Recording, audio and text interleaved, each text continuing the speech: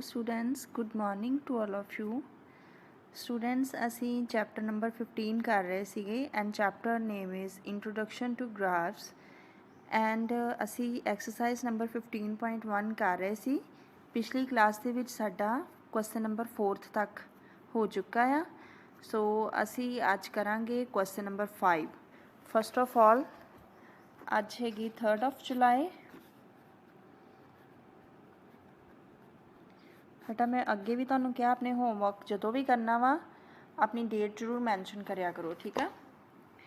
So students देखो question number 5th ये different हैगा वा जेडे पहला 4 क्वेश्चन किए उन्हां नालों, बिकॉज जेडे पहले 4 क्वेश्चन सी उन्हां दे विच सानूं क्वेश्चनस दे विच ग्राफ्स दिते हुए सी ते असी उन्हां दे सिर्फ आंसर देने सीगे सिर्फ ग्राफ देख के। 5th क्वेश्चन दे विच सानूं टेबल दिते हुए आ ते असी खुद इन्हां दे ग्राफ बनाउणे आ, ठीक है। जिमें 5th क्वेश्चन है वा use the tables below to draw linear graphs.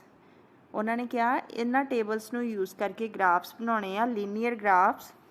First the number of days a hill side city received snow in different years.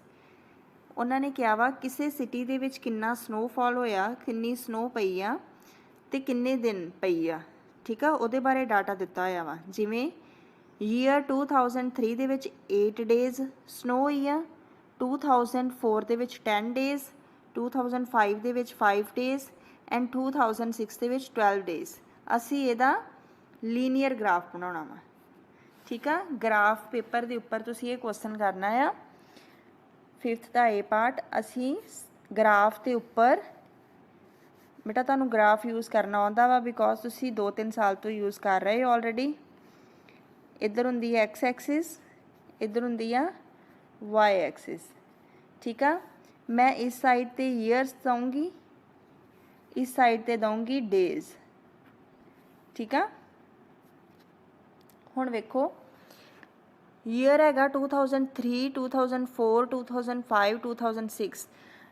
बेटा इट डिपेंड्स अपॉन यू, ये तुहाडे ते डिपेंड करता है कि तुसी एक बॉक्स छड्ड के लैना स्केल जां 2 बॉक्स छड्ड के लैना वा, ठीक है।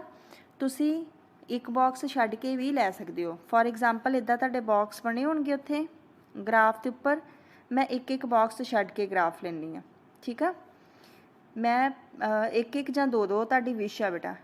मैं मान लो इत्थे लै लिया 2003, नैक्सट लै लिया मैं 2004, 2005, 2006, ठीक है। इस साइड ते डेज़ वेखो 8, 10, 5, 12 ते गैप मैं तुहानूं अगे भी दसिया आप अपनी मर्जी नाल छड्ड सकदे हैं, भावें तुसीं 5-5 दा छड्ड लो, भावें तुसीं 12 तक ही आए, भावें एक एक दा छड्ड लो, भावें 2-2 दा 3-3 दा एज यू विश, ठीक है। मान लो मैं इत्थे 12 तक जा रहा वा, मैं 2-2 दा गैप लै लैनी आ। 2, 4, 6, 8, 10 एंड 12 वध लैना एक अद्धा वध भी लै सकदे आपां। हाँ जी 2003 दे विच किन्ना वा 8, 2003 एक्स एक्सिस का 2003, वाई एक्सिस का 8 आ रहा। जे तुहानूं ना पता लगे तुसीं इदां करके भी कर सकते हो, ठीक है। तो जिहड़े बच्चों नूं बॉक्स तो सीधा क्लीयर हुंदा वा वो डॉट ला के सर्कल कर दो, ठीक है। 2004 दे विच किन्ना 10 आ रहा, 2004 इत्थे रहा 2010 और सॉरी 2004 दे विच 10, 2005 दे विच किन्ना 5, 2005 हाँ जी ये कॉरस्पॉन्डिंग 5 आऊगा 4 ते 6 के इन बिटवीन, मतलब जी इत्थे छोटी 5 नंबर वाली लाइन होएगी ना वो 5 नूं शो करेगी। सो 2005 के कॉरस्पॉन्डिंग इत्थे आऊगा 5 ते 2006 का किन्ना वा 12, 2006 का हैगा 12 आ रहा। हाँ जी वेखो हुण जॉइन करो इनू,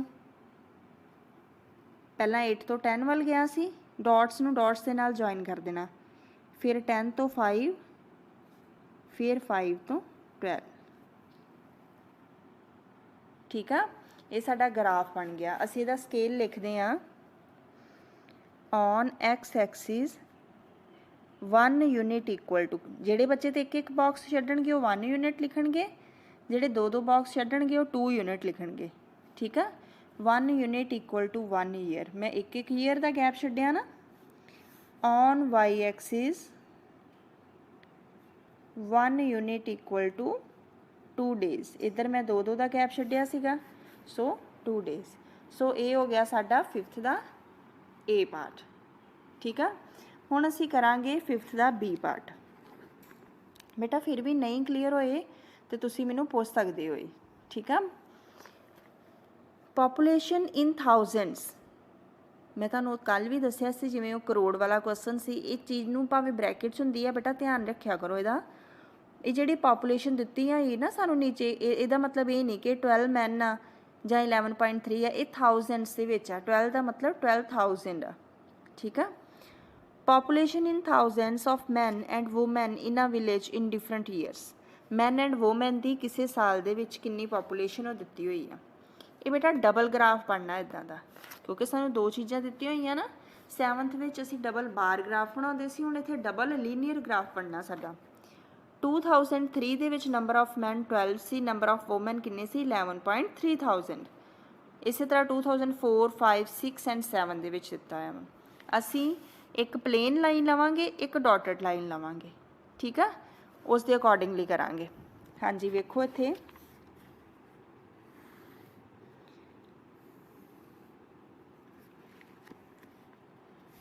मैं इत्थे शो करांगी एक प्लेन लाइन आ। प्लेन लाइन का मतलब कि इत्थे नंबर ऑफ मैन। एक मैं लैनी इहदे विच डॉटेड लाइन। डॉटेड लाइन का मतलब की है नंबर ऑफ वूमैन। ठीक है, उस तरह इधर एक्स एक्सिस, इधर वाई एक्सिस। ईयर्स कित्थों शुरू हो रहे 2003, 4, 5, 6। मान लो मैं 1 यूनिट एक बॉक्स ही छड्ड रही हाँ। 2003, 2004, 2005, 2006 एंड 2007। हुण आ वाला डाटा वेखो बेटा, ये डाटा जे तुसीं ध्यान नाल वेखो, ये 3 नंबर्स दे विच ही घूम रहा वा। 11, 12 ते 13 है ना। ये तुहाडी मर्जी है, तुसीं 0 तो 1, 2, 3, 4, 13 तक जाना जां 2 का गैप पाउणा। ठीक है, बट आपां इत्थे की करांगे, इनू ब्रेक कर लांगे। ठीक है, क्योंकि मेरा डाटा 11 तो शुरू हो रहा वा है ना। मैं इनू इत्थे ब्रेकिंग पॉइंट दे दिन्नी है डाटे नू ग्राफ दे विच। ठीक है, जो मैं ब्रेक पॉइंट देता, एक बॉक्स छड्ड के मैं इत्थों शुरू करन लगी हाँ 11। हुण तुहाडी मर्जी, तुसीं एक छड्डना, मैं एक छड्ड दी। 11, 12, 13, 14, मैं एक बॉक्स छड्डिया है। ठीक है, हुण वेखो मैं प्लेन लाइन लई नंबर ऑफ मैन दी, इत्थे मैं लिख ला ऑन एक्स एक्सिस मैं 1 यूनिट 1 ईयर के बराबर लिया। ऑन वाई एक्सिस 1 यूनिट 1000 के बराबर लिया। एक का गैप छड्डिया ना मैं, सो 1000 दे विच वा चीज़। हाँ जी, मैं प्लेन लाइन लई जो नंबर ऑफ मैन दी। ठीक है, मैं पहला नंबर ऑफ मैन दी लाऊंगी। वेखो नंबर ऑफ मैन 2003 दे विच 12, 2003 दे विच 12, 2004 दे विच 12.5। हुण वेखो बेटा, मेरे कोल ते कॉपी तुहाडे कोल ग्राफ होएगा 12.5। इदां विच छोटियां लाइन हुंदियां ना 12.1, 12.2, 12.3, फिर 12.4। ठीक है, वेखो 1, 2, 3, 4, फिर 12.5, 12.6, 12.7, 12.8, 12.9। ठीक है, मतलब ये छोटिया छोटिया लाइनस होंदियां ना। वेखो मैनू हाई वड्डा करके दस दी, जिवें इत्थे 12 आ ते इत्थे 13 आ। जिहड़ी पहली लाइन होएगी मैं 12.1, 12.2, 12.3, 12.4, 12.5, 12.6, 12.7, 12.8, 12.9, फिर 13। ठीक है, ये पॉइंट्स दे विच वा ना, इस करके बेटा मैनू इदां लैण डई आ। इहदा मतलब पहली लाइन का मतलब आ 12.1, दूजी लाइन का मतलब 12.2। ठीक है, सो सारा इसे तरीके नाल करना वा। 2004 ਦੇ ਵਿੱਚ ਮੇਰਾ ਹੈਗਾ ਵਾ 12.5। ਸੋ ਇਹਦੇ ਕੋਰਸਪੋਂਡਿੰਗ ਜਿਹੜੀ ਇੱਥੇ 5ਵੇਂ ਨੰਬਰ ਤੇ ਲਾਈਨ ਹੋਏਗੀ ਨਾ ਉੱਥੇ ਆ ਜਾਣਾ ਇਹਨੇ। ਠੀਕ ਆ। 2005 ਦੇ ਵਿੱਚ ਕਿੰਨਾ 13। 2006 ਦੇ ਵਿੱਚ ਕਿੰਨਾ 13.2। 13.2 ਕਿੱਦਾਂ ਆਊਗਾ? ਜਿੱਦਾਂ ਆ ਵਾ ਮੇਰਾ ਪਹਿਲੀ ਲਾਈਨ 13.1 ਹੋਏਗੀ, ਦੂਜੀ ਲਾਈਨ ਕੀ ਹੋਊਗੀ 13.2। ਮਤਲਬ 13 ਤੋਂ ਉੱਪਰ ਜਿਹੜੀ ਦੂਜੀ ਲਾਈਨ ਹੋਏਗੀ ਇਹ ਮੇਰੀ ਕੀ ਹੋਏਗੀ 13.2 ਦੀ। ਨੈਕਸਟ ਹੈਗਾ 13.5, ਫਿਰ ਪੰਜਵੀਂ ਲਾਈਨ ਹੋਏਗੀ 13.5 ਦੀ। ਠੀਕ ਆ। ਇਹਨੂੰ ਜੁਆਇਨ ਕਰ ਦੇਣਾ। ਪਲੇਨ ਲਾਈਨ ਸੀ ਨਾ, ਇਹ ਨੰਬਰ ਆਫ ਮੈਨ ਚੱਲਣ ਦੇ ਪਲੇਨ ਲਾਈਨ ਆ। ਠੀਕ ਆ। ਹੁਣ ਮੈਂ ਗੱਲ ਕਰੂੰਗੀ ਨੰਬਰ ਆਫ ਵੂਮੈਨ ਦੀ। ਉਹ ਕੀ ਆਉਣੀ ਆ ਡਾਟਡ ਲਾਈਨ। ਇਸੇ ਤਰੀਕੇ ਦੇ ਨਾਲ ਹੀ ਨੰਬਰ ਆਫ ਵੂਮੈਨ 11.3। 1 2 ਜਿਹੜੀ ਤੀਸਰੀ ਲਾਈਨ ਹੋਏਗੀ ਹੈ ਨਾ 12.3 ਇੱਥੇ ਕਿਤੇ ਆ ਗਿਆ। ਫਿਰ ਹੈਗੀ ਆ 2004 ਦੇ ਵਿੱਚ 11.9। 3 4 5 6 7 8 9 ਇਹ ਤੋਂ ਥੋੜਾ ਜਿਹਾ ਨੀਚੇ ਆਏਗਾ ਇੱਥੋਂ। ਫਿਰ ਆ ਜਾਣਾ 13, ਉਹਦਾ ਵੀ 13 ਸੀ, ਇਹ ਦੋਵੇਂ ਮਿਲ ਜਾਣੇ ਪੁਆਇੰਟ। ਫਿਰ ਹੈਗਾ 13.6, ਇਹਦੇ ਕੋਰਸਪੋਂਡਿੰਗ ਆ ਜਾਣਾ ਇੱਥੇ ਉੱਪਰ ਕਿਤੇ ਆਉਣਾ ਇਹਦੇ 13.6। ਫਿਰ ਆ ਜਾਣਾ 12.8। 12.8 ਇੱਥੇ ਕਾ ਆਊਗਾ। ਹੁਣ ਇਹਨੂੰ ਜੁਆਇਨ ਕਰੋ। ਇਹ ਡਾਟਡ ਲਾਈਨ ਹੈ number of woman the.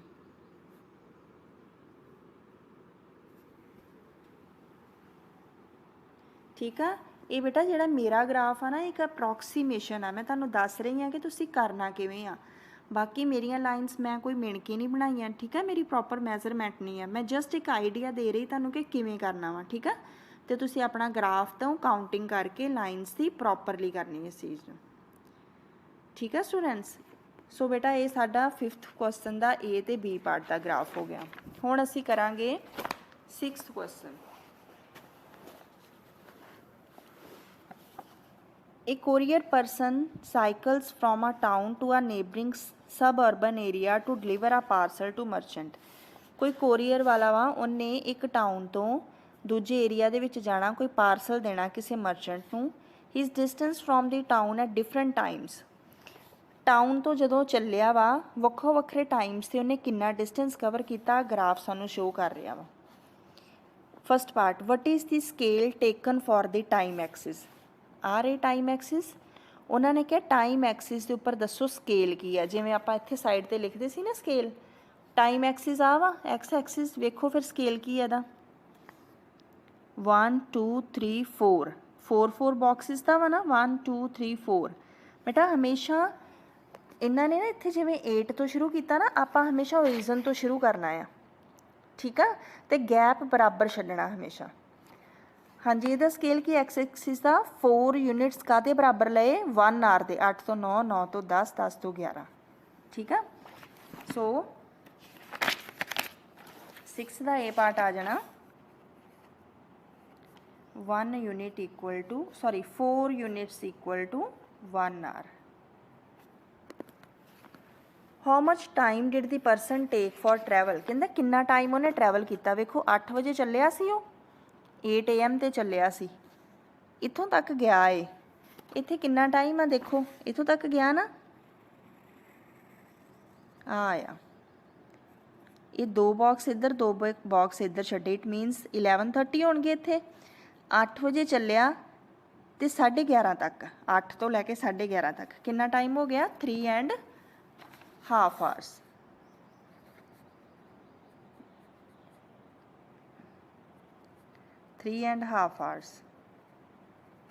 C part।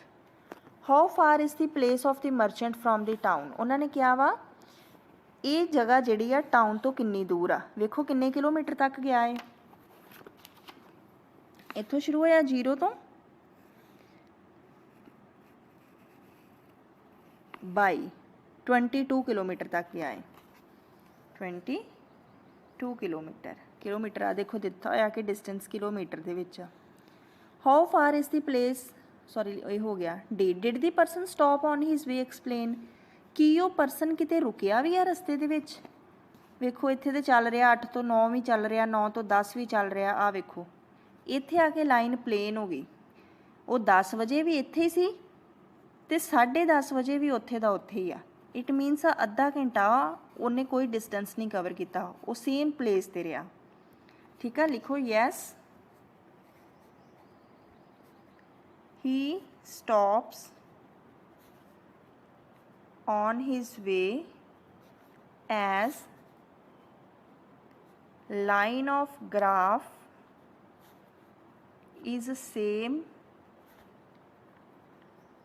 between 10 AM and 10:30 AM, है ना। ग्राफ की लाइन सेम हैगी है 10 ਤੇ 10 ਤੋਂ 10:30 तक। During which period did he ride fastest? E part. ਕਿਹੜੇ ਸਮੇਂ 'ਚ ਸਭ ਤੋਂ ਜ਼ਿਆਦਾ ਉਹ ਚੱਲਿਆ? 8 ਵਜੇ ਚੱਲਿਆ ਸੀ ਤੇ 9 ਵਜੇ ਤੱਕ ਉਹਨੇ 10 ਕਿਲੋਮੀਟਰ ਕਵਰ ਕਰ ਲਿਆ ਸੀ, ਹੈ ਨਾ। 8 ਵਜੇ ਚੱਲਿਆ ਸੀ, 9 ਵਜੇ ਤੱਕ ਉਹਨੇ 10 ਕਿਲੋਮੀਟਰ ਕਵਰ ਕਰ ਲਿਆ ਸੀ। ਜਿਹੜੀ ਲਾਈਨ ਸਭ ਤੋਂ ਲੰਬੀ ਆ। ਫਿਰ ਵੇਖੋ 9 ਤੋਂ 10, 9 ਤੋਂ 10 ਉਹ ਚੱਲਿਆ, ਪਹਿਲਾਂ ਉਹ ਚੱਲਿਆ 0 ਤੋਂ ਤੇ 10 ਚੱਲਿਆ, ਫਿਰ ਉਹ 10 ਤੋਂ ਲੈ ਕੇ 16 ਤੱਕ ਚੱਲਿਆ, ਮਤਲਬ 6 ਹੀ ਚੱਲਿਆ। ਫਿਰ ਤੇ ਉਹ ਰੁਕ ਗਿਆ, ਫਿਰ ਉਹ 16 ਤੋਂ 22 ਤੇ ਇਹ ਵੀ 6 ਹੀ ਹੋਇਆ। ਠੀਕ ਆ, 16 ਤੋਂ 22 6 ਹੀ ਹੋਇਆ। ਸੋ ਇਟ ਮੀਨਸ ਸਭ ਤੋਂ ਜ਼ਿਆਦਾ ਉਹ 8 ਤੋਂ 9 ਦੇ ਵਿੱਚ ਚੱਲਿਆ। ਸੋ ਆ ਜਾਣਾ ਫਰੋਮ 8 AM to 9 AM। ਠੀਕ ਆ ਸਟੂਡੈਂਟਸ। ਨਾਓ 7th ਕੁਐਸਚਨ ਮੈਂ ਸਮਝਾ ਦਿੰਨੀ ਬੇਟਾ, ਫਿਰ ਮੈਂ ਇਹਦੀ ਪਿਕ ਭੇਜ ਦੂੰ ਸੋਲਿਊਸ਼ਨ ਦੀ। Can there be a time temperature graph as follow, justify your answer. ਉਹਨਾਂ ਨੇ ਕਿਹਾ ਕੀ ਇਹ ਟਾਈਮ ਟੈਂਪਰੇਚਰ ਗ੍ਰਾਫ ਹੋ ਸਕਦਾ ਆ? 4 ਪਾਰਟਸ ਦਿੱਤੇ ਆ, ਕੀ ਇਹ ਟਾਈਮ ਟੈਂਪਰੇਚਰ ਗ੍ਰਾਫਸ ਹੋ ਸਕਦੇ ਜਾਂ ਨਹੀਂ। ਫਸਟ ਪਾਰਟ ਵੇਖੋ, ਇੱਧਰ ਟਾਈਮ ਸ਼ੋ ਹੋ ਰਿਹਾ, ਇੱਧਰ ਟੈਂਪਰੇਚਰ ਆ।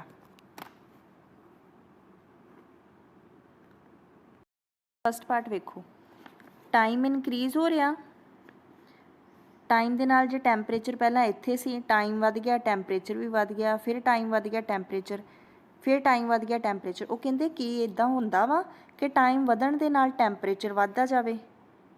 ਜਿਵੇਂ ਹੁਣ ਅੱਜ ਕੱਲ੍ਹ ਆ, ਜਿਵੇਂ ਜਿਵੇਂ ਧੁੱਪ ਚੜ੍ਹਦੀ ਜਾਂਦੀ, ਦਿਨ ਵੱਧਦਾ ਜਾਂਦਾ, ਟੈਂਪਰੇਚਰ ਵੱਧਦਾ ਜਾਂਦਾ। So it is possible. ਫਿਰ ਵੇਖੋ ਸੈਕਿੰਡ, ਟਾਈਮ ਵੱਧ ਰਿਹਾ ਵਾ ਬਟ ਵੇਖੋ ਟੈਂਪਰੇਚਰ ਜੇ ਪਹਿਲਾਂ 10 ਸੀ, ਫਿਰ 9, ਫਿਰ 8, ਫਿਰ 7, ਫਿਰ ਘਟ ਰਿਹਾ ਵਾ।